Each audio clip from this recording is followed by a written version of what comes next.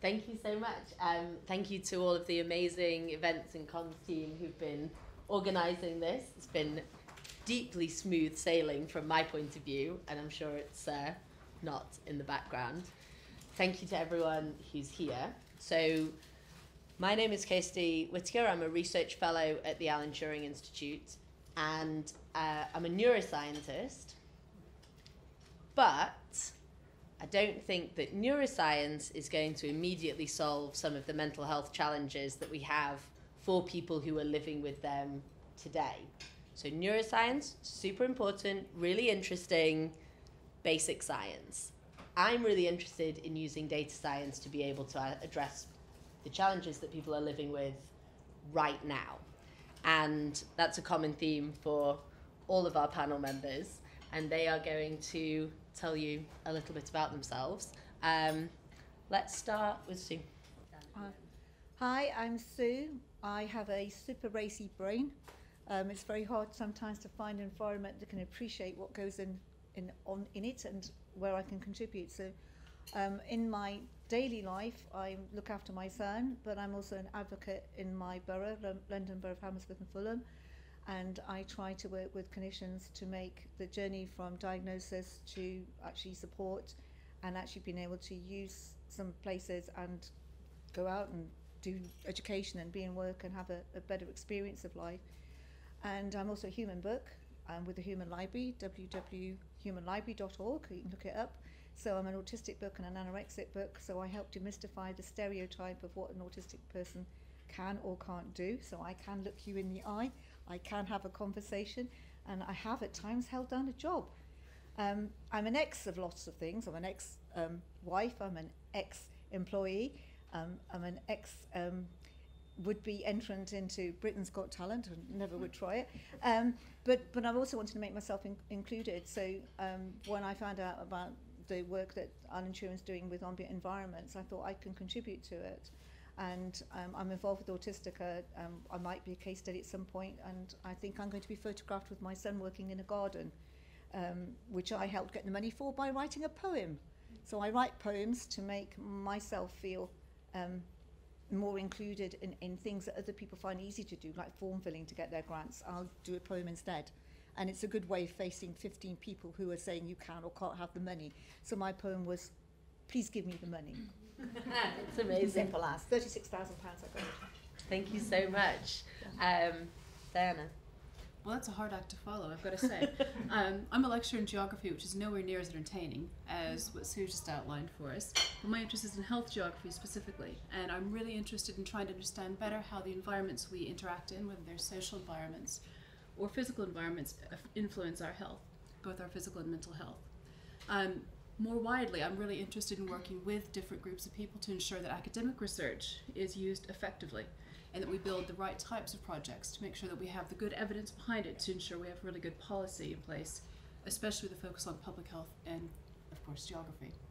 Thank you so much. Amazing. Rebecca, go ahead. So I'm Rebecca. I'm Head of Communications at Autistica. We're the UK's autism research charity. And I joined the charity just over 4 years ago now. And I was brought in to run a consultation with autistic people, family members and professionals to understand their priorities for autism research. And as a result, we ended up with a top 10 list of research questions that we think research should answer. One of them, number 5, being around environments, but also a number of the top 10, I think, touch on some of the things we're going to be talking about today. Number 4, for example, was anxiety. Number 1 was mental health. So I've been working since then to involve autistic people and family members in everything that we do, from our sort of awareness campaigns right through to obviously our research. And I will be one of the ones taking photos of your family, because we obviously want autistic people to be involved in everything that we do, and shaping research right from the start through to the kind of the campaigning that goes around that research, turning into real practice and real change for autistic people. Thank you, that's great. And then Georgie, you can go last. Hiya. So I have a background in occupational psychology and more recently the civil service, working on the digital and technology fast stream. and I joined Autistica for 6 months on a secondment to work on citizen science and autism, and to begin scoping out how to make that project participatory and involve autistic people in empowered positions from the very beginning. So having worked via Autistica on the project for 6 months, I'm now working with the Alan Turing Institute to take it forward into its next stages. So I'm really passionate about some of the things that I first encountered working at Autistica, which was to do with involvement of people in research and how to make sure that that's empowering and that people aren't just the objects of research, they're actually the people who are affected are the decision makers and drivers of change. So that's been my role so far. Thank you, Bella. We're going to dig into an awful lot more of these points. One of the things that you'll notice, I hope, is that all of your tables have some post-it notes on them. One of the things that I've learned from Autistica, running focus group and events that are inclusive for autistic people, is that some people may not feel super comfortable at an evening public event putting their hand up and asking a question. And so those post-it notes are there for you to write down. And just to be clear, you don't have to be autistic to feel a little bit nervous about writing down your question and speaking in public. So you can write down any comments, any questions that you have. We're going to collect them. Oh, we took the schedule off. We're going to collect them about halfway through. We'll have a little break. And then the second half of this panel discussion will address some of those questions. There will be opportunities for you to ask questions in the stereotypical way, but this is your opportunity to also jot down questions as they come, so that we can address them in the afternoon. I keep calling it in the second part of this evening's panel. There's one other thing that I want to point out. We have reserved an area up at the top of the stairs. It's a quiet space, so if you feel overwhelmed at any point by anything that happens during the event, that is a space for you to be able to go, decompress, take it easy. You're welcome to come back at any time. And you can walk in front of the camera. We have a very talented videographer. We have very talented editing teams. We will be able to figure something totally out. There's no problem. So please do use both of those things. My last point is that we're going to show you a video that Autistica made recently that sort of sets the scene for this point we're going to discuss today. It is to make the point about how challenging navigating some of the environments in terms of their sensory challenges are. It's quite loud and it's got some flashing lights. So I'm sort of preparing you now for this very short video that sets the scene. Before you flick the switch, just an be on safety in the quiet room. There is a kind of waviness going on in the carpet, so it's sort of like a trip hazard. If you're that way inclined and you've got an OCD tendency, please do go and straighten it when you go in there. Thank you so much. Thank you. Can I just ask, yeah. for the panel, do you mind speaking a little bit more loudly? We've just got the noise coming up and down the stairs. Yeah. Sure. Yeah, so a little bit louder. Yes, because these are not amplifying microphones. They are just for the recording afterwards. Thank you very much.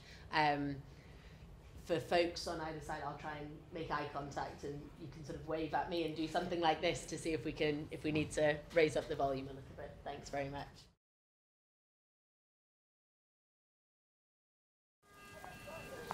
A lot of things in the world don't make sense right now. But when you're autistic, the world has always seemed a bit, well, complicated. Don't get me wrong, there are times when we get it, or when people get us and see that our differences can be a good thing. But mostly we have to find our way in a world that wasn't built for us. The people, the chatter, the noises and smells, all the unpredictable stuff that you don't even notice, we notice all of it. Our minds are racing, trying to deal with everything hitting us all at once. The pressure builds and builds. It squeezes. It makes it hard to function. We find ways to cope, but it might be hard for you to understand. We're trying to fit in every day because we have a lot to offer in this world. We need to understand these experiences, and research is finding ways to make our world a bit easier. But you can do your bit too, because if we understand more, we can build a better world. Put this back to here. So Sue, I wonder if you could get us started by just telling us a little bit about your personal experiences of navigating a world that was not necessarily built. I live in London. I was born a Geordie on Tyneside, and tubes and things didn't exist, but I didn't know I was autistic till I was 62, so my coping mechanisms must have been amazing. But I've always found, like on the film, tubes to be quite disturbing. The times when, for instance, they slow down between stations and hold the service, and then you feel like it's never going to move, and no one's speaking except the conversations. And I'm frantically inside my head thinking, there's something going to happen. There's someone going to do something on this train, it's never going to move again, and I'm not going to get to go where I'm going. And I can't say anything to anybody. I'm starting to go hot, I'm starting to go cold, I'm starting to get extremely anxious, and only when it starts to go again, and then it does it with this huge screech of brakes sometimes, and that noise travels through the train. And of course most people have got what I call ear defenders on because they're listening to music. But I don't want to make myself more removed from everybody else. I want to be able to have a conversation with someone if I feel like it. So I don't wear these things, so I'm subjected to the whole screeching noise. And that's the point in which I want to sort of rip my head out, because that noise will carry on in my head hours afterwards. I can still hear it, I'm functioning, doing something different, but it's still in there. And that's the reason why also when I'm in environments like, I could be in H&M in the middle of a shopping mall, and someone has decided to test the fire drill. It's a quiet Monday morning, but they decided to do that. They're not warning us, it goes off. Everyone starts to move, I've no idea what they're doing, just there's a noise. And I'm obviously not a child, I'm not going to go underneath the clothing, put my hands over my head, but I simply stood there, standing there freezing with my hands over my head, and I want it to stop. So the whole notion of someone actually setting off a fire alarm, as they would have done at Grenfell, and I went to a UCL meeting, it was an Eventbrite thing, so I answered it. It was about fire regulations, about crisis exits, so I thought I could go, and I was the only person who wasn't a student. And they were talking about their way of dealing with getting people out of the building, and it made no sense to me whatsoever. So I just simply said, I'm autistic, and if I was one of your autistic students, I'd be the person hiding in the toilet because the thing is going off.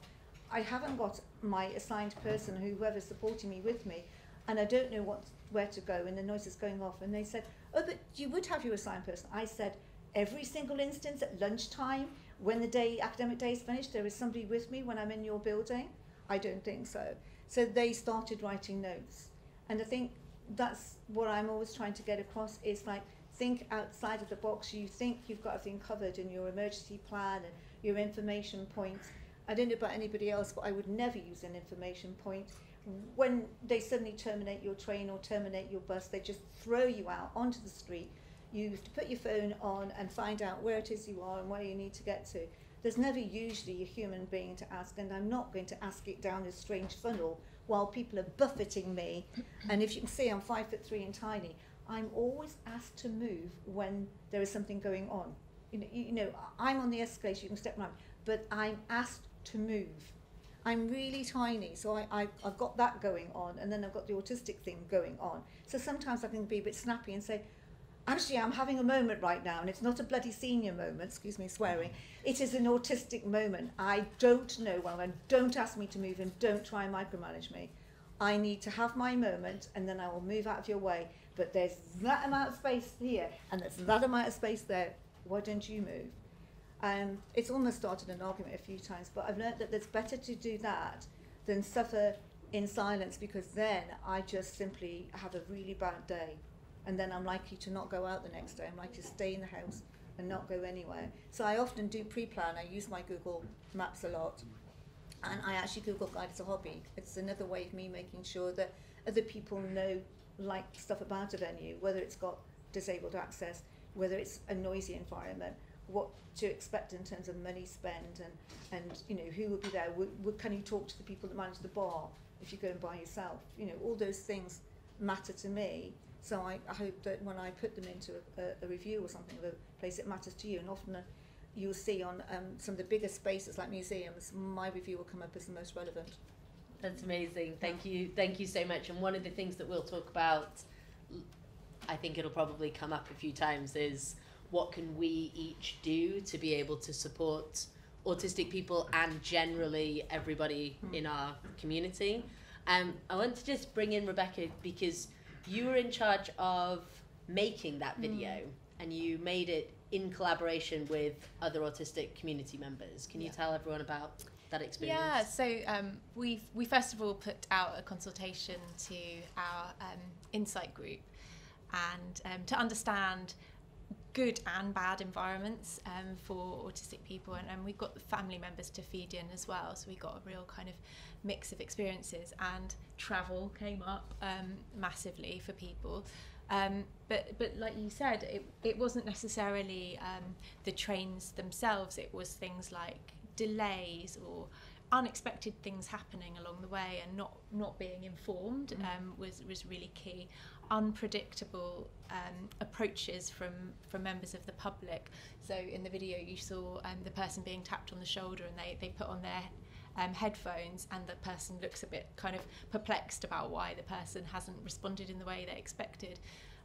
So all of those things that kind of really echoed with what you were saying.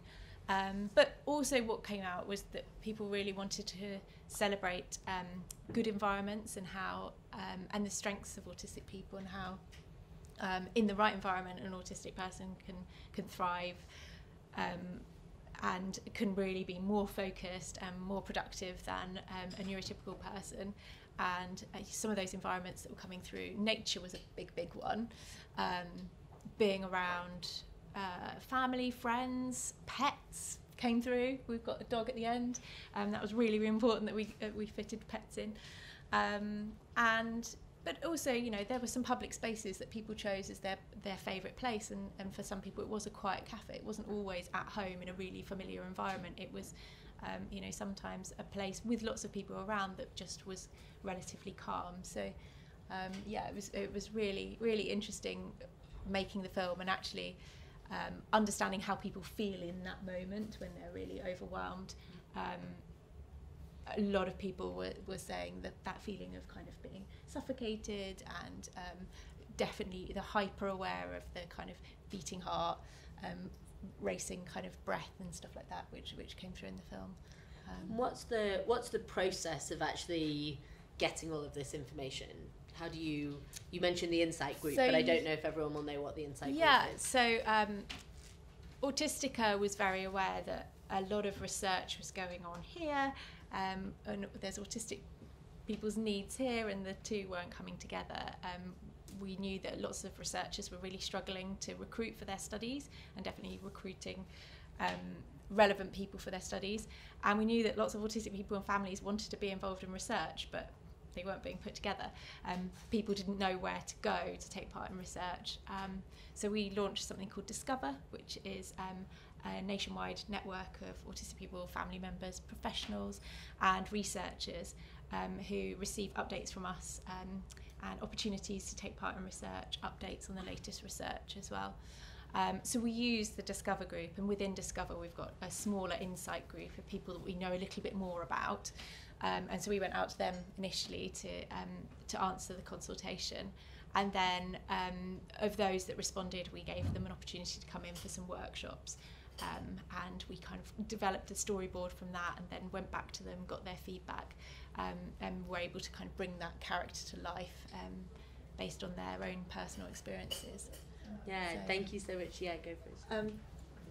For instance, in my family, I sit in Insight and Discover. My son, who was diagnosed at 16 and 21, long story, at 25 sits in Discover. So when there's research that involves more young people, for instance, like, you know, why does he like to spend so much time gaming? And that's his community, because it's an easy thing for him to be with all those people. It doesn't involve a lot of social chit-chat. It's doing the things that he likes. He built his own computer and stuff. Whereas I like the Insight because I will go and spend time with other autistic people, and in that group there might be somebody who's actually fantastic with stats. They understand all the graphs and all the stuff that I could look at. I can't understand that, so I rely on that person to socially translate that graph to me, and then I give my perspective from my use in the community and all the families that I advocate for. So it all cross-fertilises in the most fascinating way. I have absolutely no ologies. But it doesn't make any difference because it's quite tailored. We get to co-produce sort of the direction of in which a lot of it goes, and so it makes you feel, well, it makes you feel special in a different way special. So yeah. Yeah, thank you so much, and thank you for introducing this word co-produce. I feel like if you take anything from this evening, co-production, and most importantly, as Sue was saying before we started, not co-design. So co-design is necessary but not sufficient. It's actually building it, testing it, checking with everyone as you go and as you iterate the development. And that is one of the core sort of driving principles for the citizen science project that Georgia and I are working on at the Turing Institute. And so, great segue again into introducing Georgia to tell us a little bit more about that. Fab, yes. So the Citizen Science Project is a collaboration between Autistica and the Alan Turing Institute. And it came out of the priority setting alliance that Rebecca's already mentioned. So this was where Autistica went out to the community of autistic people with other collaborators to say, what are your main questions you want to ask of science in relation to autism? And sensory processing and navigating different environments were amongst the most important things for the autistic community to understand. So we started off with this problem, which is how do we understand that better? And the Turing was the perfect collaborator for that, because with their expertise in data science and having impact with innovative data science, we can produce something which is actually giving us information that's useful. But I think more than just creating a data set of people's experiences, the main thing we're trying to do is create a platform where people can enter their experiences, and the design of that platform is going to be involving autistic people throughout. So that's not just as research subjects whose information gets collected, it's as decision makers and direction setters who are going to be the people who decide what sort of ultimately should be investigated, which is what the priority setting was all about. But also we've run lots of sessions at the Turing with autistic people, trying to understand what would good look like in terms of how the project is run, how it's managed, how it's tested and analysed, and we've been iterating on that basis, so gathering feedback and changing our approach. So this is the participatory science element. So I guess there's two major components. The citizen science element, which is where we're creating a data set using lots of input from different people to get a nuanced perspective, and the participatory part where we're putting autistic people in empowered positions and creating it with them and for them. So this is going to be basically an online platform where autistic people enter their experiences about sensory processing in environments. It's going to produce a data set that can be used for research, but also, more importantly, to have impact on people's daily lives. For example, it could be used to modify environments that autistic people might find challenging, and have enough information and enough nuanced information to be able to do that intelligently, and help non-autistic people to understand the complexities of both the challenges and the positive things, like you were saying, that autistic people face as they navigate different environments.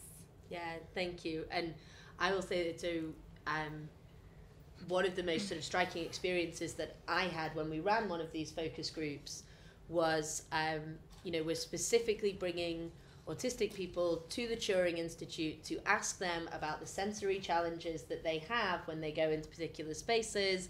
We're going to be here for a couple of hours. We've got a quiet room. We know where the bathrooms are. We've sent directions ahead of time. But the Turing Institute is very new. It started in 2015, and it is extremely bright. So the lights are really, really bright. And so one of the things that we actually did, an adjustment that we made based on the fact that 2 or 3 of the participants were finding it really difficult to engage with the focus group because they were in this extremely bright room. There was also a loud air conditioner going, was we just turned the lights out. And there's enough ambient light. We weren't sitting, it wasn't like being sort of terrified in a haunted house or anything like that. We could sit there, we could see each other, but it was much more comfortable for every person in the room. And we managed to engage with everybody there in a way that was empowering to them. And so it was this fabulously sort of meta example of why we want to try and collect the experiences to be able to actually change the environment to be accommodating for everyone else. So we will take more questions, we will talk more about the citizen science project, but I just want to make sure that Dianna doesn't sit here in total silence for the whole time, and just bring in your point of view as an academic and how you think researchers can really engage with some of these participatory practices. Well, I think what's great is that most researchers want to engage with this kind of experience. So the whole idea of looking at lived experience rather than just data. So the Turing Institute's very interested in data science, but what do we mean by data science? Normally people think about data in terms of numbers, don't we, and statistics, and what are the newest numbers that are developing from the census or from ONS or any other resource like that. But the really important data in this situation is qualitative data, which they've all been talking about really well. And the good news is that, thankfully, universities and academia, where we're pressured to produce impact, only a different kind of impact. It's about high impact articles and journals and big important studies that show everyone how clever we are and how great our university is. We're now looking more at individual impact, looking at impact in our communities. And exactly this kind of citizen science where you engage with people that you need to learn more from, the actual experts, the ones that are experts by experience versus those of us who have PhDs studying universities, is becoming much more valuable and appreciated. So we're seeing a shift this way, which is great, but it's going to take a while because we're still expected to produce outstanding papers, to write big grants. I'd love to be able to write a poem to get a grant. Sadly, most of the UKRI funding does not go that way. So we're still constrained by different circumstances in a way that we are expected to perform in a certain way.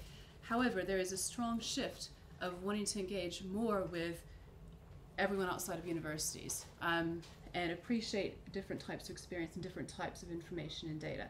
And that's being fed into more appropriate processes, and the co-development is what I tend to call is co-development of anything. So co-development of toolkits, and that's whether it's academics just not prescribing, here's what you need to do, and here's why we think you need to do it. We've done a systematic review, we've read lots of papers, this is the result. Well, instead it's a wider engagement with a series of experts of different types to understand better what are the needs and what are the best outcomes possible. Yes, super. I like to more describe it as you send out a vehicle, we sort of say what we think of the vehicle, whether they're going to climb on board or not. And if I put it in terms of it being a bus, a number of us will climb on board at certain stages. Other people will join us by us saying, actually, it's okay, we do listen to you, you do get your input. More people climb on, some people climb off because they get involved with other projects, they get busy. But the point is we're all travelling roughly along the same route, but we do get to choose the pace at which we go, because we'll put a halt on a workshop if we find some people obviously aren't participating, there is some problems. We'll all look at each other and see that we're all comfortable and all able to contribute. And I think that's probably the most refreshing part of doing stuff with the Alan Turing Institute and Autistica, is things are done at your pace. So if you want to sit at home and you just want to do the surveys, and I get surveys in my inbox all the time from all sorts of charities and organisations. When the one comes in from Autistica, I write in there and I've done it within 24 hours.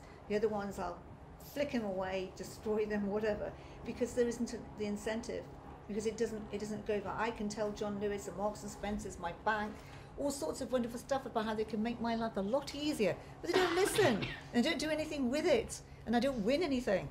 So you know, whereas I know that the information I'm sending into Autistica and to the Alan Turing Institute goes into the data, goes into exploring options that will influence, you know, the next generation of people. I view my autism as a way of synthesizing my skill set and doing meaningful things. My son sees it as very life limiting. He's got no idea where to put his skills. Doing some surveys and doing even the outer part of Autistica is helping him feel like he has something to contribute to. Thank you. Yeah. I wonder, Georgia, what's your... So Georgia's first day of starting at the Turing Institute is tomorrow. So welcome to the Turing Institute, Georgia. Although she was working on the project, as she said, with Autistica for this 6 months secondment. I wonder if you can just sort of jump off of some of the things that Sue was talking about in terms of the sort of recognition and the ethics that we've been developing of maintaining anonymity versus also giving acknowledgement and giving credit to people. Do you think, I think it'd be valuable to maybe explain exactly how we're going to collect these stories and Sure. yeah, and then dig into this Okay. this like challenging space. Sure. I think there is this delicate balance between transparency and anonymity and recognition. So these kind of three facets. So the transparency part is being very clear about what we're doing and why, and working in the open. And so that means that we build things online in a way that can be seen, like how the project is being managed, what our code of conduct is, and also how we use data and how we collect it. So being as upfront as possible about that is a big part, actually, of data protection. So being open about how we manage data is a part of making sure that people are aware of how their data is used. So we've gone through quite a complicated process, I think it's fair to say, in designing this project, thinking about how we're going to collect data, how we're going to ensure that it's anonymous, so protects anything which is sensitive, but also is usable. So part of what we're going to design with the online platform we create is a fine-grained consent model where people have a lot of agency over how their data is collected, how it's used, how anonymous it is. This is going to be a feature of the ultimate platform, but it's also been a part of the work we've been doing as part of the co-creation to collect sort of ideas and information from the autistic community.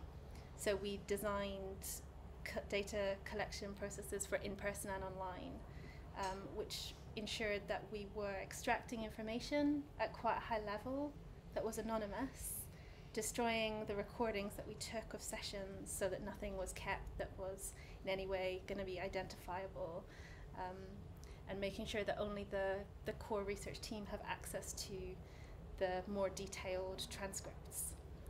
So we've been working quite hard on that. But we also realised that one of the frustrations, I think, that a lot of autistic people have, certainly that I've spoken to, but also the research I've done has suggested, is not being acknowledged for contributions that they make.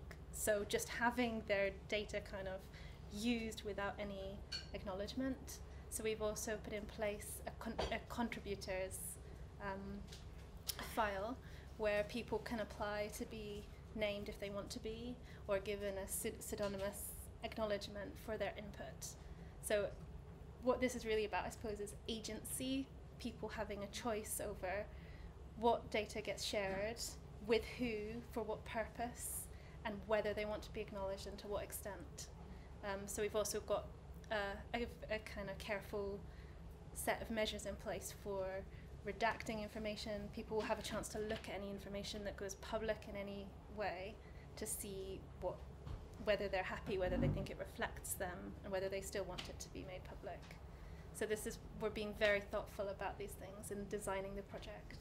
Yeah, so if anyone has in their jobs encountered the GDPR, which you have because you will have got a million emails about it sometime around about this time last year, the balance of what the GDPR is trying to do is it's trying to fix the problem that too many tech companies were taking your information and using it without adequately communicating with you what they were using that information for.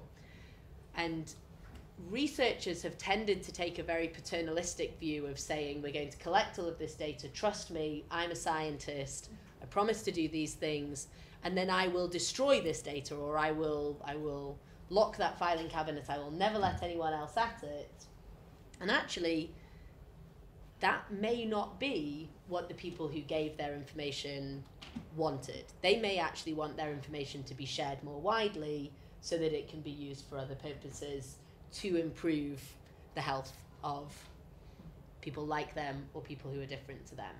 So this was our sort of complicated process of thinking through how we give credit, but only when people choose to accept that credit. You're going to come in, yeah. Sorry, Dan. Okay, sorry. Yeah. I'm just going to say that actually from an ethics perspective, it's a real challenge for universities. So although I think most of us can appreciate the importance of acknowledging the contributions of anyone who's involved in research when they're contributing like that, and most researchers are keen to do just this, the ethics boards at universities I won't name names, you can see where I'm at, are very careful, and they ensure that you can hold the data for a certain amount of time, but then it must be destroyed. So it'd be interesting to see how we could try and formulate a different process whereby data can be held differently, with a little bit more transparency where it's appropriate and where it's desired. So I will bring you in, and I will say that one of the delays in starting this project is because the University of Cambridge, who is my employer, I work at the Turing Institute, I'm employed by Cambridge, is reviewing our ethics process. And all we are asking for, because our first stage of the process is to design the web app or the website or the phone app or whatever it looks like to collect the information, all we want to do is permission to talk to people. But we want permission to make their anonymous information publicly available so that others can access it and use it, and we also want to be able to give them credit. And so, bless us, our ethics application is really quite long, because we are trying to sort of be interoperable with this previous way of doing research ethics and this sort of more participatory angle. The other big challenge is that research ethics boards quite like knowing exactly what you're going to do. So if the goal is to co-produce something, then you by definition do not know what you're going to do. And so we're trying to sort of jump through all of those various hoops. Yeah, do you want to jump in? Well, just saying, because I've got all these different hobbies, one of the ones I've joined Helpful Peeps, which is an app that awards you karma for helping signpost people, doing favours and stuff for them. I quite like the idea that somehow in the ethics of research, you could have a contributors sort of board, and by virtue of the fact you're helping people out, you earn the karma points for doing that. And the karma points are just for fun. I'm actually listed on the Google Guide, apart from being the most relevant one. Every month it gives me a review of what I've done, and it translates it in sort of thing that if I've had a busy month, I'm in the top 1% of London Google Guides. And if I've had a not busy month, I fall down to 5%, for which I berate myself. But but I'm not that vain. I make a contribution, I'm happy for mine to be attached to stuff, but this is going to go on YouTube. Do not ask me to look at myself speaking. If you meet me in the street and tell me that you saw it back and actually it was fine, that's great. Don't tell me about the stray piece of hair or something hanging off or the stain on my jacket or anything else, because that's what I would focus on if I watched myself back. And that's the strange thing. I can empty out my head, but there's always something that detracts, and many people who contribute afterwards will think, oh, but I should have said that, and I should have added that, and oh, I don't know if I should do it again because I'm not sure I gave of my best. And at the moment, we don't have anything interactive enough other than when we're in a workshop room saying, what you said really resonated with me. I'm so glad you said that. I was kind of thinking the same lines, but I couldn't get the words out. So we sort of do that with each other, but that doesn't quite come across, obviously, going into the ethical side. And I'm just fascinated by how many autistic people I find involved with research who are also studying for degrees, or also becoming trained psychotherapists, who are becoming teachers of mathematics. And then I think there is no end to what you can achieve if you just climb out of your own head for a little while and actually see that your contribution is valued in whichever arena it's in. Yeah. I realise that we haven't actually explained what Google Guides are, so Okay. do you want to just very briefly Oh, tell well, us when what you that is? switch on your Google thing and you're new to an area, so there's a bit where you go into the Google Maps and you can actually press on things like Explore. So that will take you into whether you want to go to a cafe, a restaurant, a theatre, and then of course there's a map section that tells you how to get there, whether using a tube, various stuff. So I will have tested the map for you, all the little different versions of it, because they upgrade it all the time. I'll have tested it, so I will have gone through the nightmare of having it said it is only 500 yards down the road, and in fact it has gone totally wrong and has sent me down an alley which doesn't really feature, but it says that I should go down it. So I will then say, no, that doesn't work, or that place is closed, that place is open, that place isn't where you said it was, etc. So we do lots of editing and corrections to make Google platforms sort of great if you're a tourist, great if it also you just want to go and have a different kind of evening and go to an area you've never been to before. And it's a useful way of me being out there without spending a lot of money. If I actually do pop-ups, etc., I'm often rewarded on the second visit with free food and drink. But I don't tell the other people that I'm posting their review for that is the case. It just happens strangely, magically. That's fab.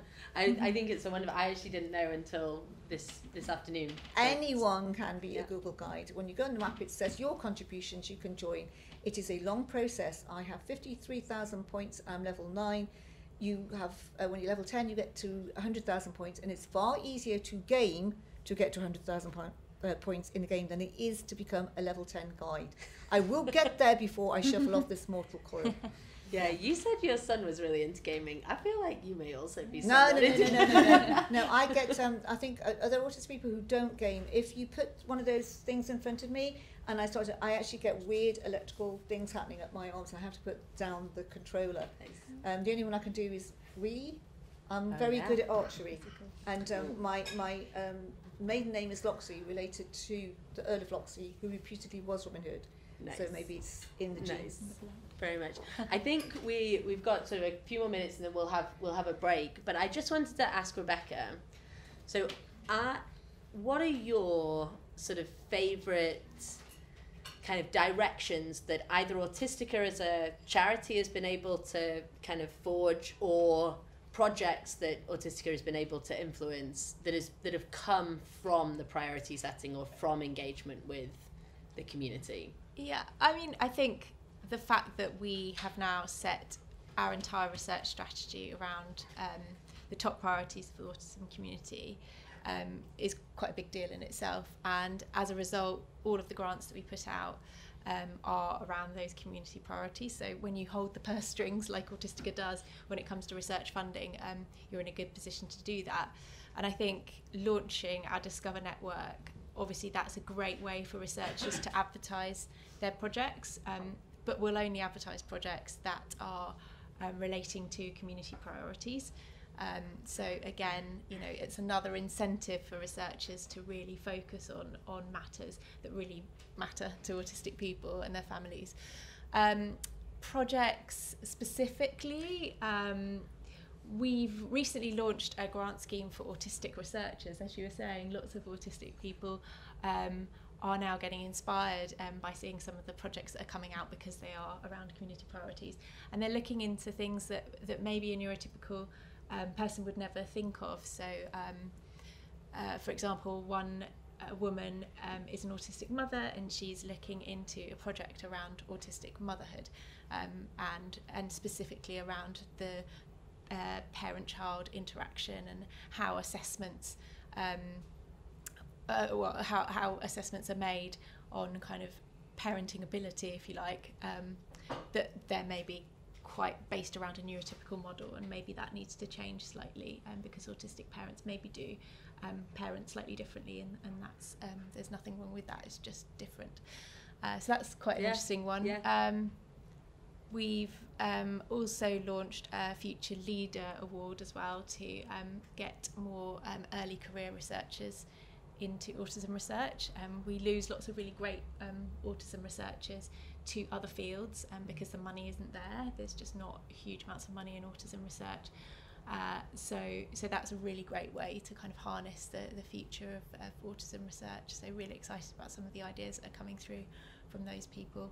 And you know, we know that we have a lot of senior researchers who are potentially coming to the end of their career, so really important to get new blood in that's really excited about involvement, and we definitely want to kind of upskill all of the researchers in the UK with co-development, so that's sort of on the agenda coming up. Really excited about giving people the tools. As you said, lots of researchers want to do this stuff, they just don't know how, and you know, some of it is really small steps and small adjustments that need to be made to make a workshop, for example, a really kind of enjoyable experience and really productive for everyone.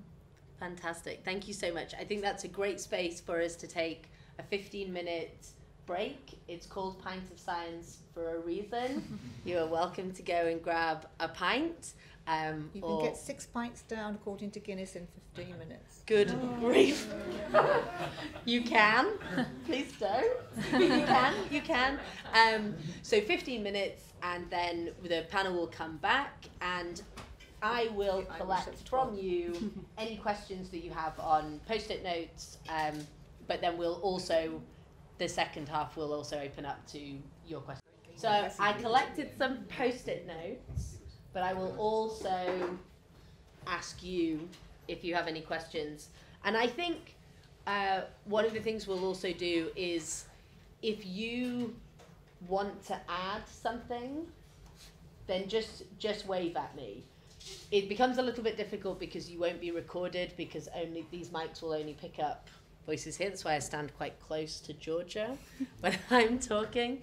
But I don't want you to feel that you can't continue and sort of engage. So just wave at me if you want to expand on something. You could just repeat questions from us. Yeah, exactly.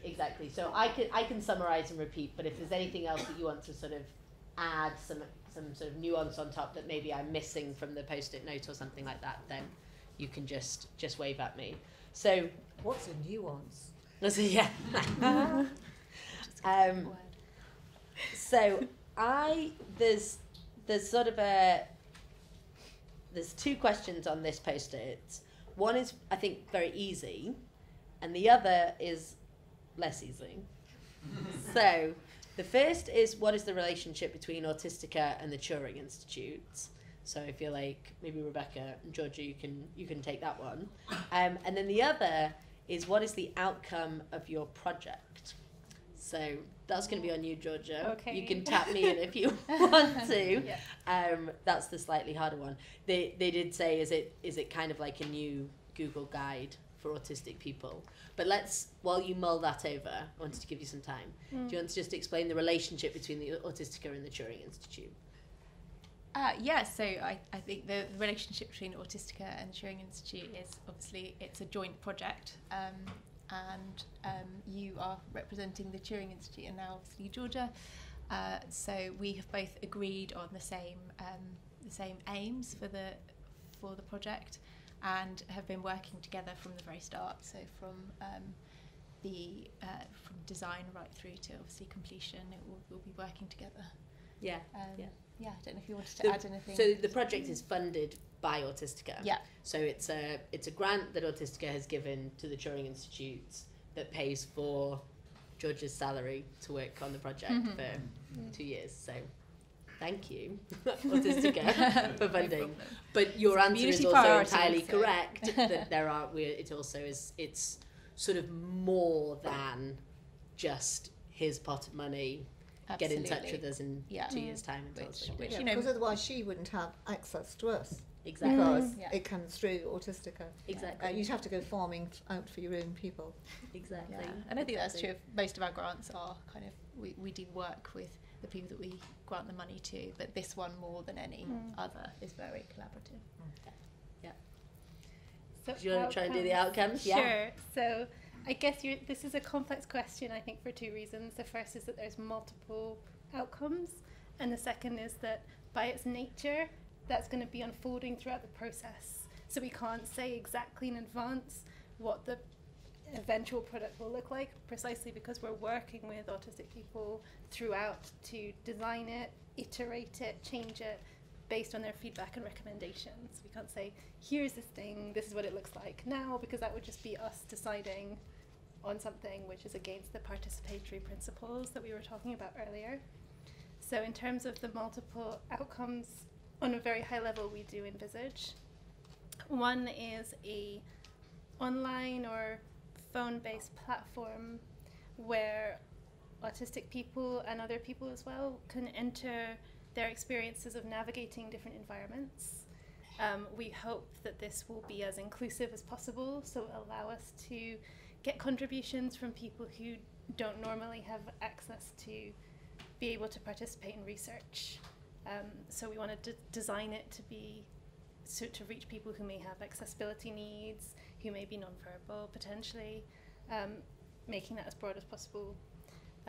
We'll have, based on that, a data set which will amass information from as wide a group of people as possible on navigating different environments that can be used for research, but also policy, or used to modify environments to make them more accessible to autistic people, help non-autistic people understand their experience better. We want to produce a fine-grained consent model for how that data is collected, where it goes, and how it's used, which will depend on individual choice. So that's another major component. And we want to produce a participatory framework as we go about building this project, which can be adapted to other research questions. So I'd say these are the main set of outputs.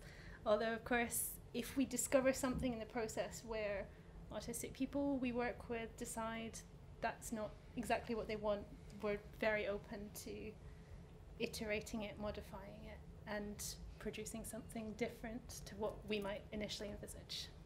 Yeah, so go for it. Something that I'm working on in a stable co-production implementation group in my borough, where we're refurbishing the town hall, and my person who's leading is asking me to produce some people working on ambient environments to help shape some of the finer details on what the interior will look like and function like. I'm hoping to borrow people from the panel, and then we will feed back, some data from it, having looked at the plans, at what we think needs tweaking. So, if there's going to be too much glass, too much white walls and white floors, the wrong kind of lighting, all of these things, I can't find a single consultant who wouldn't charge thousands and thousands of pounds, but I'm hoping by, say, paying expenses, the similar kind to people sitting on the panel with me, they can come and sit, look at the plans, and inform the set of architects who are doing this work. And we've had a workshop and sat with everyone. This is the change that we have to make, because that will benefit everybody, not just the autistic community. Every user, worker in that building will gain from the observations made. And I started using it as an idea from being on this piece of research. Yeah. I actually think that's a great link in. We were talking in the break about some of Dianna's research and kind of the engagement that you have with local governments, and I wonder if you want to sort of build on some of the work that Sue's doing and tell us from your angle how you do that. Okay, yeah, I can try to give that a go. So I guess the main reason I ended up here is I gave a talk at another Turing event about the importance of academics talking to whoever they're going to engage with, whoever they want to see use whatever they're making. So again, it's the whole idea of doing something that's really useful. So a lot of my work is collaboration with different local government, specifically around the area of food poverty, so totally different. But it was because I was interested in why we see so many more food banks now. I realized there was no measure of food poverty in the UK, or no consistent measure of food poverty in the UK. So I developed a global model, a generic model, using lots of available data, and kind of sent it out and talked to a lot of folks. And I've started tweaking it with different groups, and then I developed a website because I found out that actually, even though I can make maps really easily, and lots of people wanted maps of the food poverty risk, that was a skill that was lacking in local government. So we filled a gap by creating a website, and it was very iterative. So I worked with Southampton City Council, I worked with Sustain, which is a civil society organization. So two key user groups for it. Again, people who wouldn't necessarily have the expertise to make interesting interactive maps, but wanted to be able to show that data really easily to make a compelling case for why they need to have more resources in their local community to support people in food poverty, whether it's food banks or community shops or soup kitchens, things like that. So it was a process over a year from an ESRC Impact Acceleration Award that led to a final website that was launched just last week, where anyone can use it. It's free, you can map data, you can look at what resources are in your local area, but it was really valuable to me to talk to the folks I wanted to use it to find out what worked and actually what really didn't work that we thought would be great, and what we needed to add in that we never thought about. So the whole co-production is really important, because actually the people who are tending to make decisions about resources locally tend to be local government, and they're already stretched and under-resourced. So the better support that academics can give them, fantastic. The better support academics can give them while actually listening to what they need, even better. Yeah. Thank you so much. Does anyone? Go for it. Yeah. I was just thinking and listening to your discussion about acknowledgement and rewarding participation at all the different levels that you're all describing, and I was wondering if any of these contributions are paid contributions. So I'm just going to repeat the question for the recording. So there are lots of different ways in which people are involved in kind of building up these, feeding into these sort of discussions, are any of the positions paid?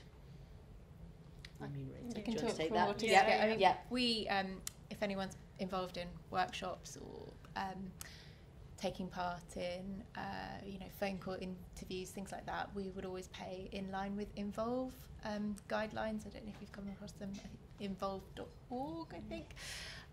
So yeah, we do pay members of our insight group that take part in things. Obviously, there are large-scale surveys that we might put out on social media, and we obviously can't pay everyone for that, but the more kind of in-depth stuff, we would always pay for people's time, even if it's sort of just a survey that they're filling in at home. If we specifically want them for their experience, we would pay them for it, and it's really important. But in your point in terms of valuing participation, I think obviously payment is one way, but I think there are other ways to do that, and we're definitely looking at Autistica and how we can kind of measure how many things people are involved in, and whether we can kind of have a silver, gold, platinum sort of insight group member badge and things like that, because I think that's really important. And also to that point, the letting people know the results of what they've been involved in, the impact that they've had, is something that we know researchers really struggle with, because they're just trying to get their paper published and maybe don't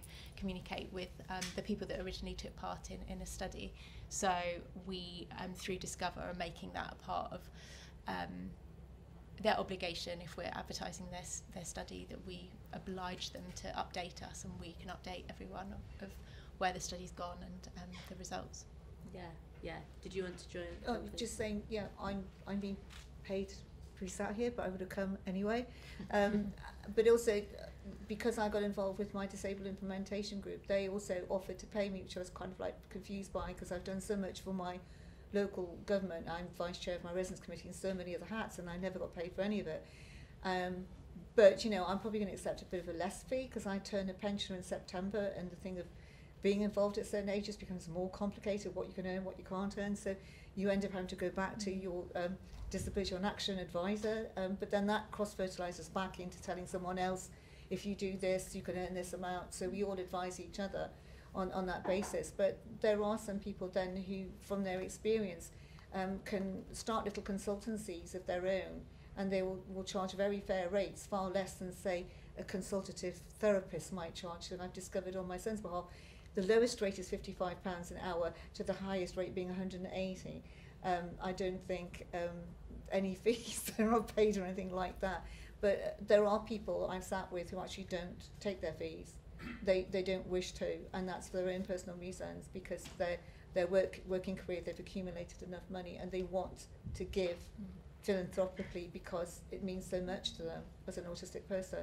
And think that is the whole thing of cross-fertilizing what you do, because I think it's more about a calling than it is about putting labels on things. But Google Guide, I get a thing that says I'm a master contributor, reviewer, photographer, Wally guide. That's funny, find Wally on some stupid game which I did, and apparently I scored 97%.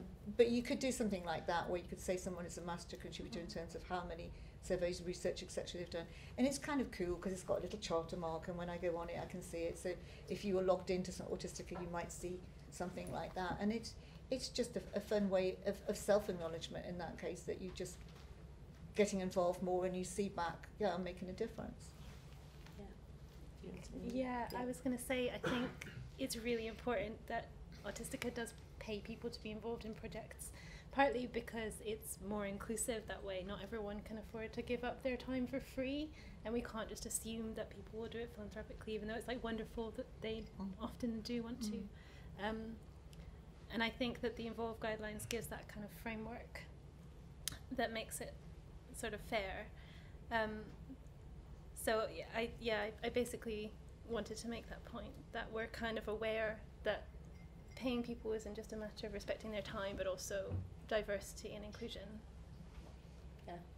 One of the other sort of aspects of the project that we'll include is that all of the software, so the website itself, any of the code that is needed to build that website and to run it and to collect the data, not the data. The data will be kept private as people as private as people consent for it to be, but the code for the website will all be open source.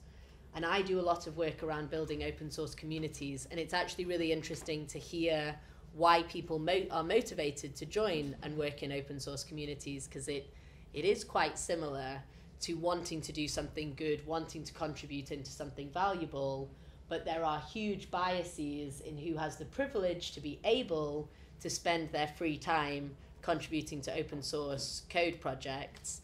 95%, I literally looked this up last night, 95% of contributors are male. And that is usually because an awful lot of women have caring responsibilities. So in terms of their evenings and weekends, they don't have the ability to write and contribute to pieces of code. So there's a really, I'm very, very excited about these sort of hopefully two overlapping communities that will be involved in the Citizen Science Project. There'll be the autistic people and their family members who contribute their experiences, and we'll be able to learn from that. And there'll also be the developers of the software of the website and how they contribute. What I'm wildly excited about is hopefully finding the overlap of those two communities. So actually finding autistic people who are working as software developers who want to contribute some of their spare time.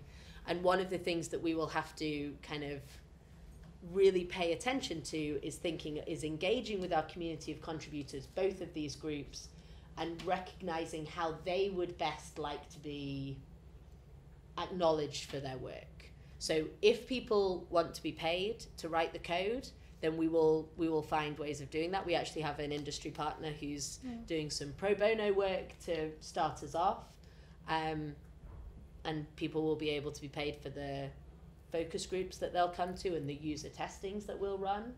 But we will also focus very strongly on building up a community and always engaging with them at every step, and that gives you more of that sort of positive feeling about taking part. I'll just answer my own question very briefly. That for me would be the most wildly successful outcome of the project, that people feel agency to both contribute to a citizen science project, feel that they can drive policy by taking part in academic research, also that they can contribute to building open source. So that is my dream success of the project. I'm going to throw this question to the panel, and anyone can jump in whenever you're ready. What would be your sort of dream success of this project? That I wouldn't have to walk into a shopping centre, turn right round and come back out again, because every single shop had a white floor, white ceilings, white mirror, huge amounts of mirrored stuff, and I was just completely flashed. I do not have epilepsy in my spectrum, but it's just overpowering. I don't understand why they do it. They don't consult us. I think that independent shops that keep their decor wonderful, everywhere that's a small environment somehow has to survive along these huge corporate places. So I think that influencing the public spaces, your medical centres, your hospitals, everything to be less frightening, have quiet spaces. I mean, for instance, when you get your diagnosis, you for anything, you get thrown out into a corridor. What's that about? Where's the space for you to go to absorb what you've just heard? So I think that it's just acknowledgement that human beings need to be in spaces that they feel comfortable in, and so helping map those, I think that's, to me, would be the most successful outcome. Yeah, that's a really good outcome as well. Any other answers? I would say if every autistic person can in some way contribute to the project and feed their views in, and that's a huge challenge, I think, especially those that are potentially minimally verbal, with learning disabilities, those hard to reach groups. We know there's certain ethnic groups that often don't take part in research. yeah, I think there's lots of sort of underserved groups in autism research that currently aren't getting involved, and if this project can include them, that would be amazing. But I think that's a big challenge. Yeah, it's a good one. Yeah, it's definitely a really good one. Georgia or Dianna? Yeah. I think it'd be good to see a stronger policy that just encompasses the awareness of creating better spaces. So right now, a lot of public policy, a lot of space policy is very much around increasing physical activity and physical health. Physical health is always going to be at the top of the agenda because it's so closely linked to health outcomes and cost to the NHS and burden on the NHS. And that's not the way we should be thinking about things. And I think a lot of folks know that's the way it should go, but it's about trying to force a change and a shift in attitude towards it. So that would be a great outcome, in my opinion. Yeah. Georgia?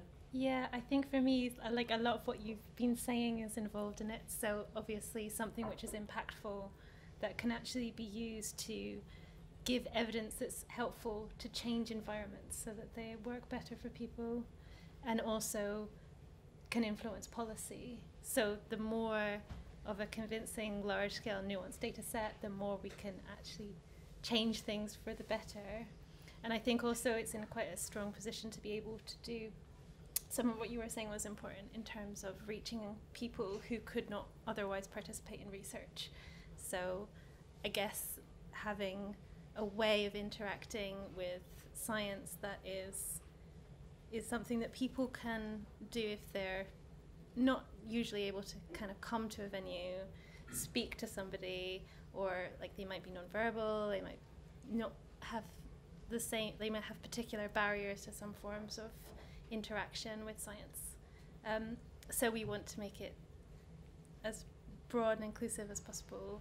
For me as well, the participatory science element could be very expensive, so it doesn't just have to be this answering this specific question. If there's a participatory research framework that can be adapted to answer lots of different scientific questions and embed that more in autism research, that would be my kind of like ideal for the project. I want to do all of these things. Yeah, I want to do all of these things. It's going to be totally fine. I do have some more questions, but are there any questions in the room that anyone wants to ask? Yeah. I guess I wonder about kind of what policy area you're looking to influence with that, because I know that you really want to be influenced by, or to be guided by what autistic people want in terms of the question. But I guess you probably need to ask what kind of policy direction you want to influence, because then you need to think about the audiences. So if it's planning policy, then it should be I don't know if there were like a kind of link with Planning Institute, or if it's architecture around kind of spaces around design principle. I'm just wondering if they were already kind of identified this and been brought into kind of the question that you're asking, or the way. Does that make sense? Yeah, it does. I'm just going to repeat it, but not with all of the detail that you gave. I hope everyone in the room could hear it. Are there specific policy areas that we're interested in trying to target, or that would be sort of most strategic in trying to target if you were to achieve the goal of having more accessible spaces for autistic people? Does anyone want to take that? I think there are some things we can imagine might be particularly useful to influence. So one would be the NHS and hospitals, public transport and schools. These are all areas that from our initial sessions we know people are concerned about. So how those get built and designed, and if there are any modifications that can make those better for autistic people. The more evidence we have, the more that we can influence government to change public spaces. But I think also it's important to say that that would come out of the research as well.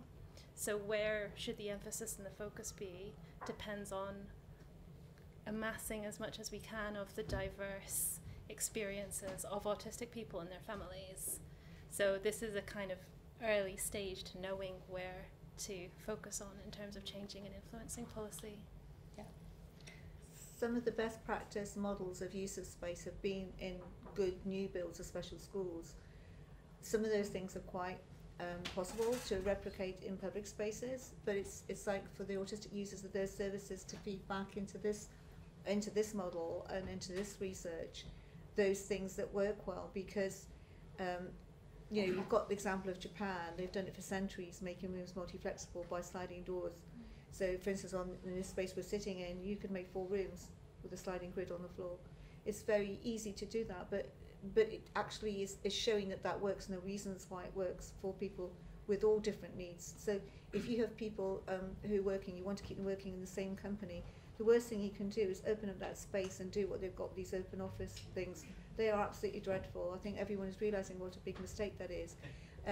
You know, if you do that, you can create quiet spaces in 2 of the 4 rooms. The other 2 are staying active. You can juggle, you can job share, you can do all sorts of amazing things.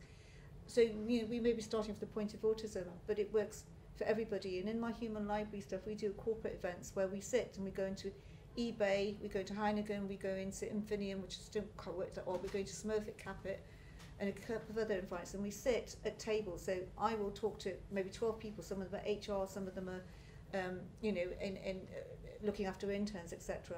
And one of the first questions I ask is about the rooms in which people work in, and their drop-off rate, how people are sick, do you have a mental health first aider?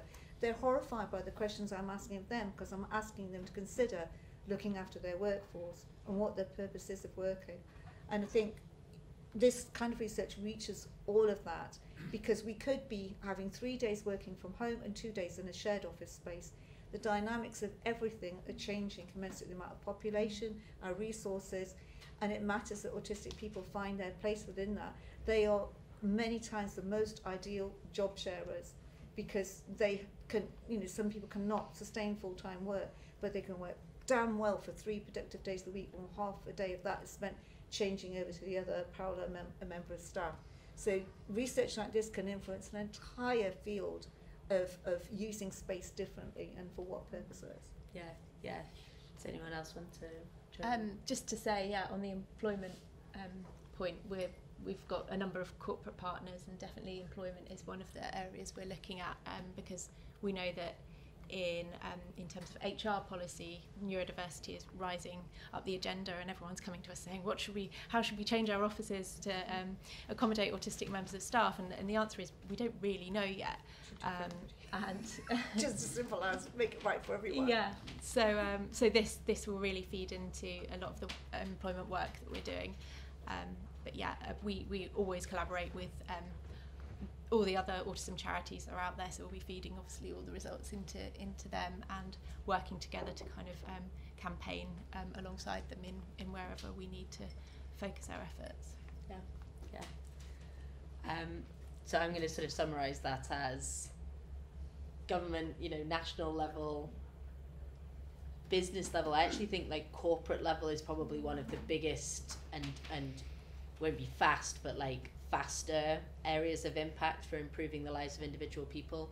And then for me, I'm really interested in educating individual people. So I actually think there's a lot of neurotypical people who would like to be a good boss, who would like to be a good colleague, who would like to be accommodating to members of their community. And so one of the things that we may do with this citizen science project is not only ask people to complain about their environment or talk about where environments are particularly good, but potentially also identify coping strategies or things that other people did that really made their lives easier as a result. And we can share those as well. And that allows us to be able to sort of cluster these together and come up with potentially individual level guidance. So I know it feels like it's a sort of take over the world kind of solution, but I do think that there's impact to be had at each of those different levels. There was a question that I got from the Post-its of, do you consider feeding back results from the autistic aspect of the study back to the non-autistic world? And I think Sue gave a really compelling answer that a rising tide lifts all boats. If you support autistic people and other neurodiverse and other disabled people in your environment, everybody will benefit as a result. So that's like, I'm going to save a little bit of time on the panel, but we have it's a strong new yes. categories now in education. There is now a label, 6% of children under the age of 12 labelled as sensitive. Now that covers, it doesn't cover any named conditions. It's people who can't cope with real news. There were kids after Grenfell who couldn't go to sleep when the incident happened on the bridge, my granddaughter felt she knew the policeman. If one policeman had died, it meant all policemen could potentially die. So how you translate things for all children somehow has become a very difficult task. What can you let anybody know that actually terrifies the living daylights out of them, because it suddenly is real? And it for young children now in their environments, they are bombarded with masses of information, but it's very difficult for a child who doesn't know that they're autistic or has ADHD or has any named condition. They just don't feel right in their environment. How do they speak up for themselves and say, I can't cope, miss, I want to sit somewhere, I want to not be in this room?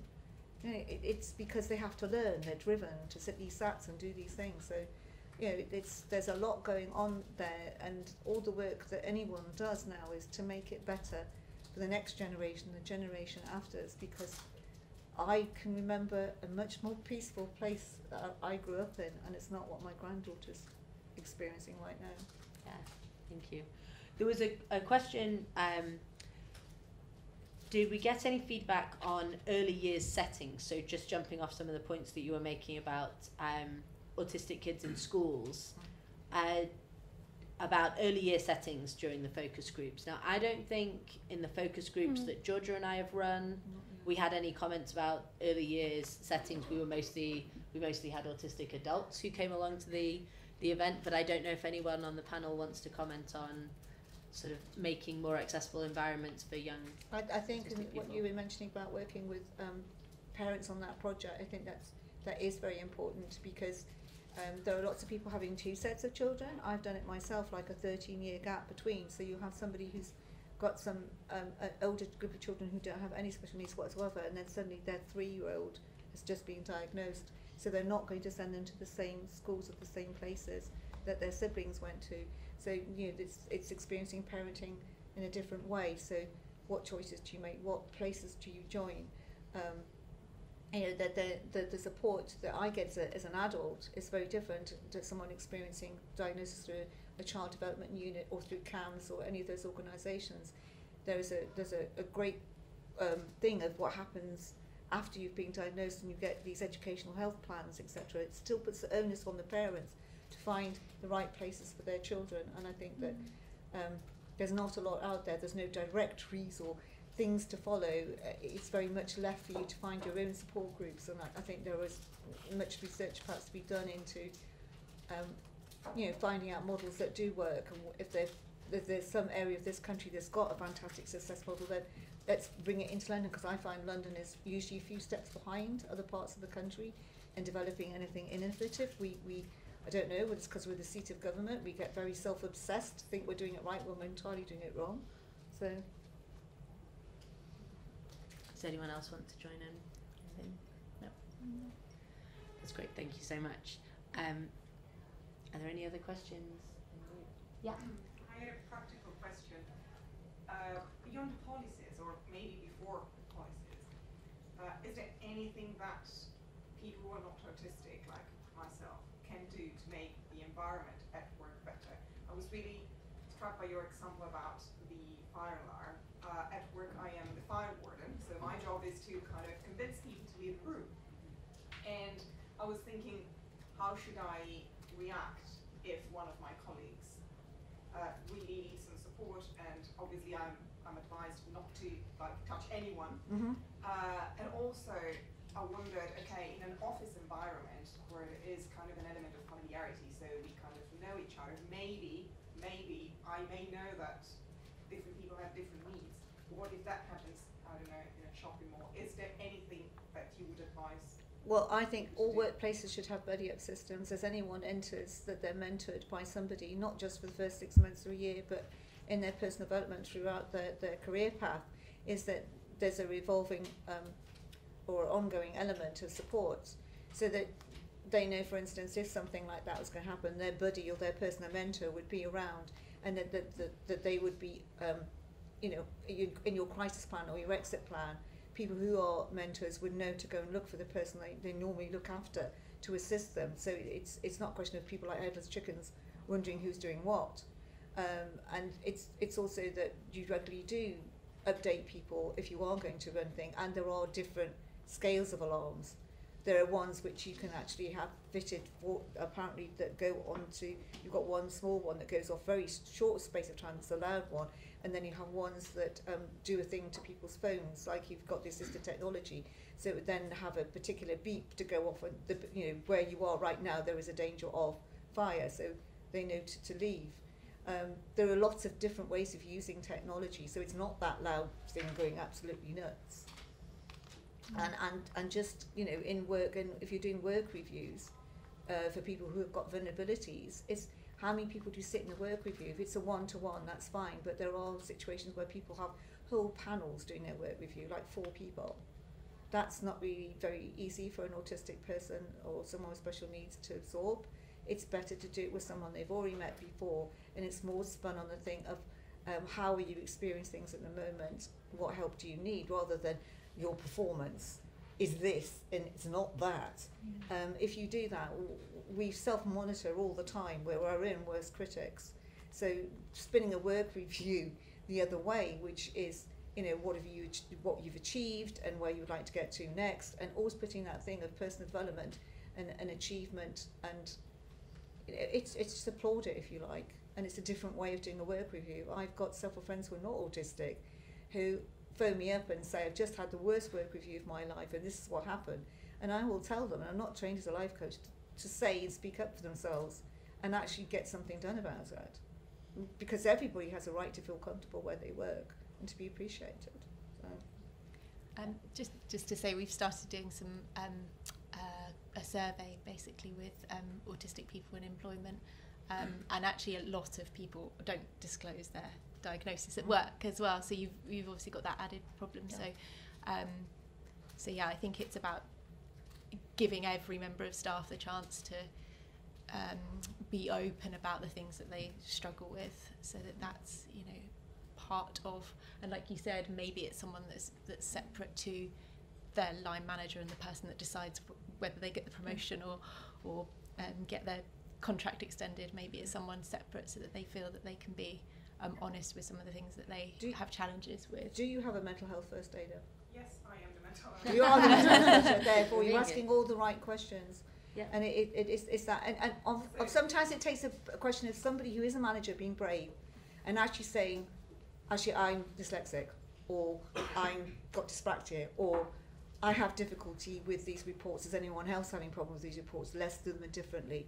I think when someone else in management steps up to say they have certain difficulties, it encourages anyone in the workforce to actually express something that they haven't disclosed before. Yeah. Thank you so much for the question. I think any sort of guidance that we in collaboration with Autistica can provide to people who want to know. I read just before Christmas, Autistica produced something like 5 simple steps. You're the head of comms, so you maybe were involved in making it, but 5 simple things that you can do if you have an autistic family member who's coming over for Christmas. A present being a surprise may not in fact be a fun surprise for an autistic family member. And it was these very, you know, like I said, there was sort of 5 or 7 or sort of different bullet points.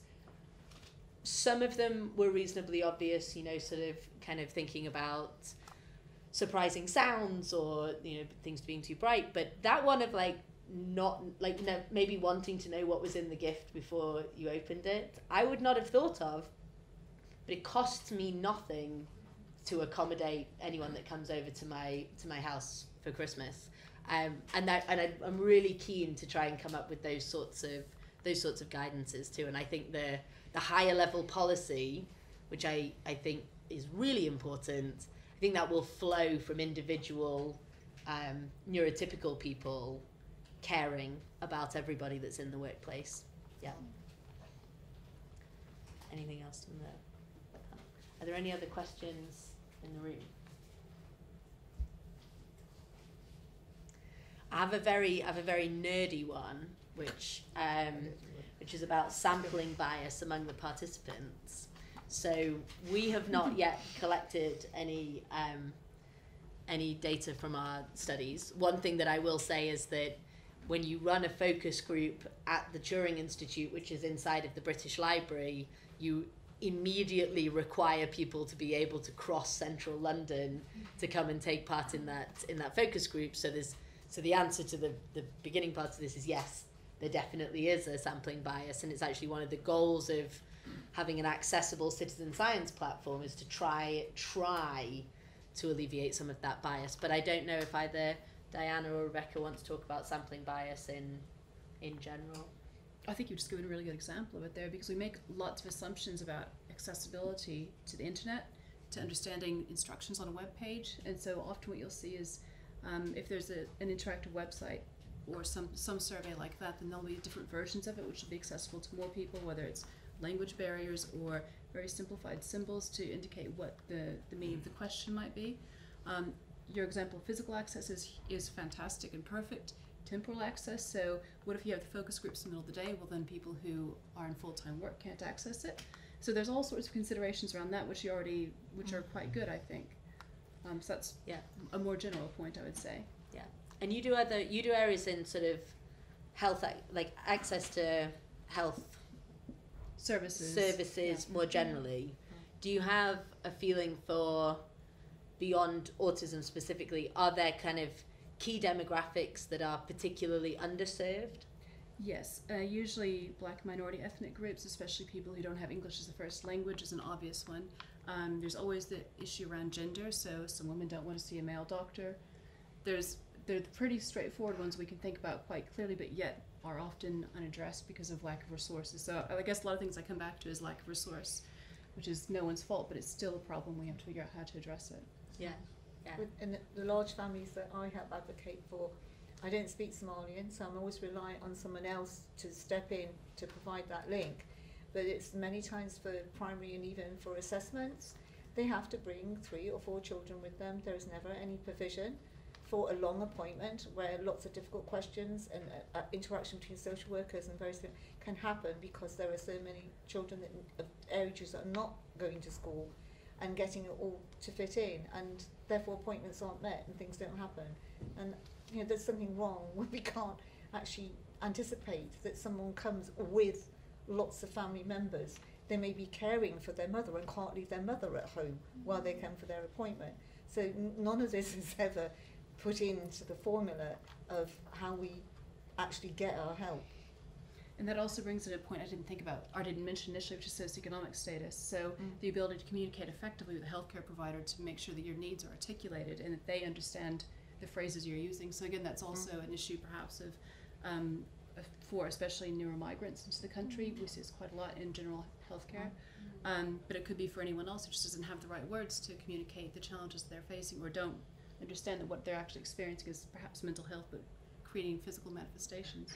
And who designed open plan multi-clinic reception areas where you've got people clacking away on computer terminals, you've got 2 or 3 people, and you're trying to explain that you are there with 1 minute to go to your appointment. The electronic thing is not working for you to say, I'm actually here, and then it feeds straight through to the GP. You can't gain the person's attention at reception because they're busy on the phone or talking or printing or whatever it is they're doing. So the clock goes, you're now not in your appointment, but I was here. So you've got all of that silliness going on, and then you multiply that by not being able to speak up for yourself, and a second language, and the children attached, and it's a recipe for disaster. It's just, and it's somehow or other in that creating that so-called user-friendly environment where it's clearly reception is visible, but it's not private. It's too noisy. It doesn't work. Anyone else? Just to say that I think it's going to be really important when we launch the project that we partner with lots of different organisations that can get the project out there. I know that if it just went out to Autistica's channels, then it probably would be biased, because our channels are a certain demographic, and we're trying to change that. But as a small charity, I guess we have our limitations in terms of capacity as well. But I think it's partnering with people and getting out to those hard to reach groups through those networks. And people not to forget about those women stuck in a refuge. Yeah. That is the hardest thing on this earth, to gain access to things other than just people discussing your housing. Your health matters, That's how you entered a refuge in the first place in the most dire circumstances. And there are many undiagnosed women in refuges with many different mental health conditions and lifetime diagnosis yet to go. So, you know, we're in the 21st century, but there's lots of things still not happening for them. Yeah. Georgia, did you want to join in? Yeah, I guess I was going to say that the ideal for the platform is to try and address some of the problems of inclusion by finding ways to iterate it so that it gradually becomes able to be used by more and more people. And I do understand as well that in the initial stages it's very important that we don't start building a system which by design is going to exclude people. So it's something to be very, very careful of, I think, throughout. Yeah. I think we're close to the end. That might be a really good place to end, but does anyone have any other questions? Is it just one? Sorry. Yeah, Is it yeah. because it's like an online platform you're talking about? It's just a quick one. So, is there any ways of taking that outside of online and taking it beyond, like, to a physical platform as well? Because as you say, there's limitations. I think it's definitely something to consider if there's people who aren't, for example, particularly computer literate, or ways of reaching people who might not gravitate towards a website-based platform. I think we can definitely think about that further down the line. I guess the ideal with the website or app is that it would be a way to reach lots and lots of people with sort of across a large distance, and it would be scalable. So those are the big advantages of that. But yeah, definitely something to consider. One of the things that I learned from one of the focus groups that we did was I think I had always imagined that it would be something that you could have on your phone. This platform would be something you'd have on your phone, and you might take a photo and it could geolocate because your phone is tracking you everywhere you go. That's like a whole other pint of science evening. You could take a photo in a moment where you felt pretty sort of anxious or it was very difficult, and that would be your record. And what came across extremely strongly from the autistic members of the groups was that if you're currently in the middle of feeling extremely anxious... You don't want to record it, my God, no. This is like the worst idea on the planet. So I was like, I've received this information very strongly in our first 15 minutes together. And so I think even if the way that we collect data is digital, it will almost certainly be accessible offline, because I think it will need to be something that people will be able to interact with in circumstances that they feel most comfortable. So I think if you build that in, then it actually becomes quite easy to imagine an autistic person speaking to their friend, their carer, their parent, and having that person upload the story with their consent. There was a question in here which I sort of put down because I didn't want to get, it gets really interesting when you start talking about kind of who can consent for things. So come and maybe grab me afterwards. But just very briefly on the consent point, there is an accessibility aspect of having somebody who doesn't want to or is not able to engage digitally be able to talk in person and have that information join the project. It's very hard for us to check that original person who had the experience in the first place has consented to the secondary data upload. So that is like a really, really challenging space. That's going to be very difficult for us to get through research ethics for the university, because they're going to be very small c conservative on that, and I think quite rightly so. And I think one of the things that we'll do is probably listen very carefully to the community, and if that is a battle that they want us to fight, that the autistic people who are in the community say, no, it's really important that people can share their experiences without being the direct person who's entering it into the digital platform, then we will figure that out, because there must be ways. Like, come on, people, we're going to change the world with data science and artificial intelligence. We can figure out how to ask somebody to verify that they've given consent for their information. But the one other little twist that I'll put on there, it's not a twist, but additional sort of piece of information, is that we're partnering with an organization called Open Humans, and they are a citizen science platform that allow people to upload their own data. So you can upload your Google search history, should you so desire. You can upload your Fitbit information, you can upload your phone, you can upload your social media history, various different things like that. And they provide analytics that you can look at. So you can upload this, you can be able to sort of use artificial intelligence, use some machine learning models to get information out of your own data. So you don't need to send it off to sort of a proprietary organization to do it. But you are also within that platform able to then choose to share your information with researchers. And so that's the foundational part of the project that we'll be working in very close collaboration with them to continue to work on. So what that allows is that the owner of the data is the person who uploads it, and they are also able to remove access to that information as well. That's something that I feel very, very strongly about, that people should be able to have. That's what we mean by fine-grained, that you can choose how long you give your data for, and as Georgia said earlier, to whom you give your data. I did answer that question. Sorry. I think it's super interesting. It's a super interesting one. I think it's probably time. I see a lot of empty glasses on the table, so I think it's probably time for everyone to get their second beverage, should they so desire.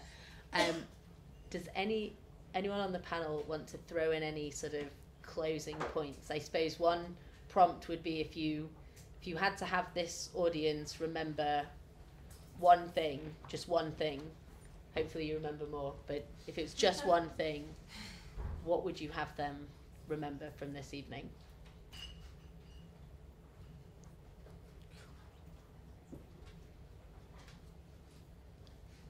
I don't know, to be more flexible in their thinking about the environments they move in, and if they have people who are autistic or in their family or they work with, that they're moving alongside them in the same environment but with a different experience. And it's you know, how do you look out for the signs of discomfort and ease the pain? Because there are times that I've wanted to bolt, and if anybody could actually see my discomfort and help me out at that point, I would have been profoundly grateful. But I think it takes a very enlightened person and a willing person to sort of look for those signs. Because we're all so busy getting from A to B, do we pay attention to anybody else's suffering, to be honest? So, yeah, just be a bit more mindful in a different way to mindfulness. Yeah, that's great, thank you. Anyone else?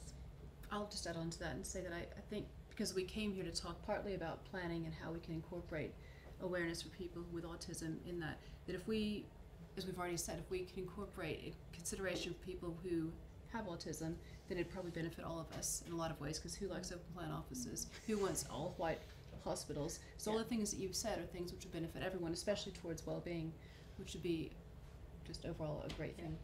Yeah, exactly. I would say just that everything is easier and better if people work together. Like that film that was shown earlier, I knew I wanted to make a film for World Autism Awareness Day. I didn't know where to start. It seemed like a lot of work to pull together people and organise a workshop. They did all the work for me, and I think if we work in that way, we can always produce something that's much more authentic and useful and practical, and it does make everyone's life easier as well, as being more productive. So yeah, I think basically similarly that it's in everyone's interests that we all help one another in their own particular needs. So difference isn't a problem, it's actually something that's hugely valuable. So that can be in the form of collaboration, and also just thinking about what would help other people that could be of really minimal cost to you. And I think that's a really valuable mindset. I love all of those answers, from those like wide eyes of I don't know what I want to say. They were really beautiful. Just one final thing. if anyone in this room can introduce me to the person that does the arrow directions in department stores, in airports, in railways, please could they show them to me, because I'd like to do a piece of work. What does that mean? What does that mean? What does that mean? And what does that mean? Because I have huge problems finding a toilet, the entrance to the next thing up where it's saying departure lounge, arrival lounge, the different access to going to the other platform. They've just changed it. I've no idea where that is. So, you know, arrows are great things, but they have to have an actual target. I would like to meet the person who decided to place arrows indiscriminately across all our environments. I'm going to show you you're not alone. Yeah, exactly. Every action is so exactly like, yes, we would all benefit from figuring out that. I completely agree. I actually think one of the sort of things that comes across to me from all of these answers is one of the roles of the Turing Institute is to be a convening space. So it's built of 13 partner universities. I strongly suspect there's going to be more in the future. It's got a whole PowerPoint slide full of industry partners and government departments who are engaged with the Turing. And one of the defining aspects for me of data science is the interdisciplinary aspect of it. So maybe it's bringing people from applied domains with statisticians or computer scientists. Maybe it's bringing people in from government to learn from academics.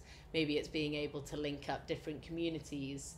But I think our project, this citizen science project, is sort of this like perfect embodiment of what the Turing was set up to do, which is actually share all of this information and be able to, the motto is change the world for the better with data science and AI. And I'm going to finish deeply cheesily by letting you know that there are going to be 2 iPads bouncing around. Kate is going to have one of them, and who's going to have the other one? Mary. And you can sign up to join the Turing Institute mailing list. They send, I think, a newsletter a month. You do not get spammed, and I'm 100% sure that they don't sell your information on to anyone. And then the other space is that you can join a very small mailing list that will send out monthly updates for the citizen science project. So if for any reason you don't want to join both, you can join either of those. We've had a revise and resubmit for our ethics. I think that it will come through within the next 4 weeks, and then you're gonna hear a lot about us. No, you can follow us on social media, and if you join up with that mailing list, we'll give you information about how you can help us spread the word, which was one of the key things that we said throughout this evening, and engage with as many people and listen to as many people as possible. So thank you all very, very much for being such a fantastic group. Thank you. Sorry, that wasn't a round of applause. Thank you again to all the folks from the Turing Institute and to our wonderful videographer. But can we give the panel a round of applause, and thank you very much.